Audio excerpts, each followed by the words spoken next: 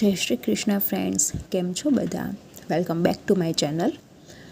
તો આજે રૂમાલની ડિઝાઇન છે જેમાં આપણે કાચ બાવળિયાનું વર્ક કરેલું છે. કાચ બાવળિયાની ડિઝાઇન આમ તો બહુ બધી જ વસ્તુઓમાં આવતી હોય છે. આપણે ચણિયા ચોળીમાં પણ કાચ બાવળિયાની ડિઝાઇન કરીએ છીએ, રૂમાલ છે, પછી કોઈ સાડી છે એમાં પણ આ ડિઝાઇન કરવામાં આવે છે, તોરણમાં હોય છે, બહુ બધી અલગ અલગ વેરાયટી હોય છે જેમાં આપણે કાચ બાવળિયાની ડિઝાઇન કરી શકીએ છીએ.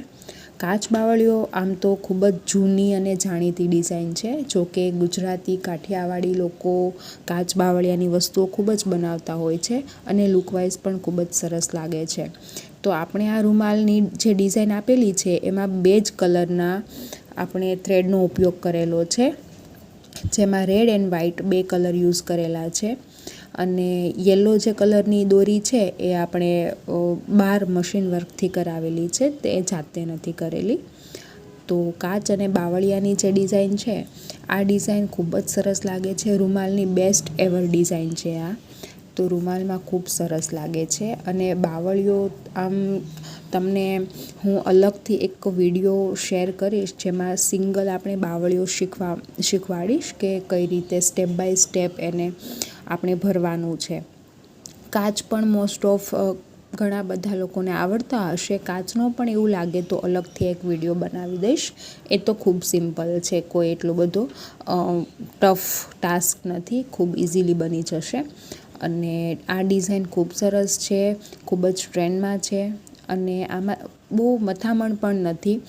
એક ખાલી આમાં કાચ અને બાવળિયાની 2ના જ કલર પૂરવાના હોય છે, એટલે 2 જ કલર ખાલી આપણે લેવાના છે. જસ્ટ 2 કલરમાં આપણો રૂમાલ છે એ ફિનિશ કરી શકાય છે. ફિનિશિંગ લુક ખૂબ જ સરસ આવે છે. આનું ફિનિશિંગ પણ ખૂબ જ જોરદાર છે. અને જે આપણે ફરતી બોર્ડરમાં આપણે પટ્ટી મૂકેલી છે, લેસ પટ્ટી મૂકેલી છે, એની જગ્યાએ તમે જે એન્કરની આટી વડે આપણે જે રેસા પાડીએ છીએ, ટેસલ્સ કરવાના, એવું બધું જ કરી શકાય છે. અને મેં આમાં લેસ મૂકેલો છે. આની જગ્યાએ તમે કોઈ પણ બીજી વસ્તુ, લેસ જે ચમકીલા આવે છે એ મૂકી શકાય છે, ટ્રેસલ્સ કરી શકાય છે, રેસા પાડી શકાય છે, બહુ બધી વસ્તુ છે. અલગથી લટકણ આવે છે એ પણ થઈ શકે છે. ખૂબ જ સરસ લાગે છે, લુકવાઇઝ પણ ખૂબ સરસ લાગે છે. અને કલર કોમ્બિનેશન પણ ખૂબ સરસ છે. ફિનિશિંગ પણ ખૂબ સરસ આપેલું છે.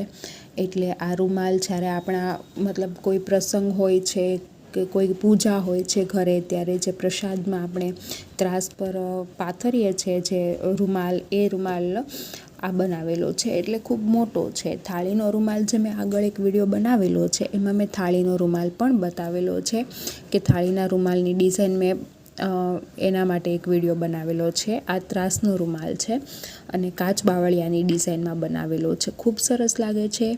તમે લોકો પણ એકવાર ટ્રાય કરજો.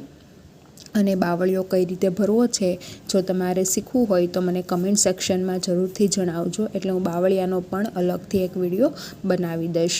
એટલે કોઈ પણ ઇશ્યુ હોય કે તમને કોઈ મિસઅન્ડરસ્ટેન્ડિંગ હોય, શીખવું હોય, તો મને અલગથી કમેન્ટ બોક્સમાં કમેન્ટ કરીને જણાવજો. એટલે હું એના પર વર્ક કરી દઈશ. તો પ્લીઝ તમને આ વિડીયો ગમ્યો હોય અને રૂમાલની ડિઝાઇન ગમી હોય અને મારા નવા વિડીયોઝ જોવા માટે મારી ચેનલને સબસ્ક્રાઈબ જરૂરથી